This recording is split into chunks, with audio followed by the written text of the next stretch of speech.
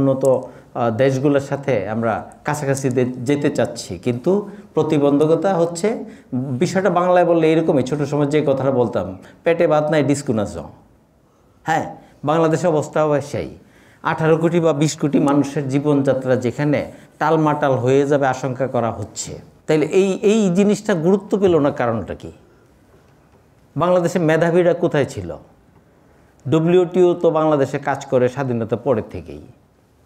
যখন ডব্লিউটিও আমাদের সাথে তাদের যুক্ততা ছিল, বাংলাদেশ থেকে সবাই সেমিনারে গেছে, সচিবরা সবাই সেমিনারে গেছে, বাণিজ্য মন্ত্রণালয় থেকে তারা সবসময় টাচে রয়েছে।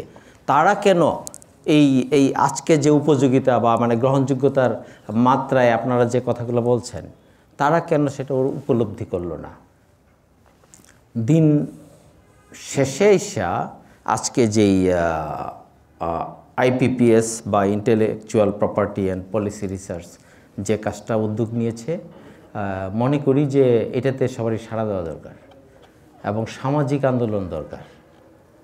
আমরা মর্যাদা চাই, সম্মান চাই। সম্মান কে না চায়? কাজে সেই সম্মানের জায়গাটায় দক্ষতার সহিত সম্মান চাইতে হবে, পাইতে হবে।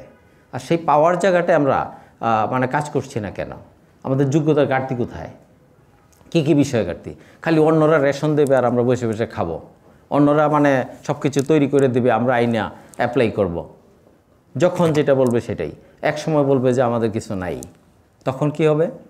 আমরা মানে একটা ডিজাস্টারে চলে যাব। এই নাই সেই নাই, হাহাকার হয়ে যাবে।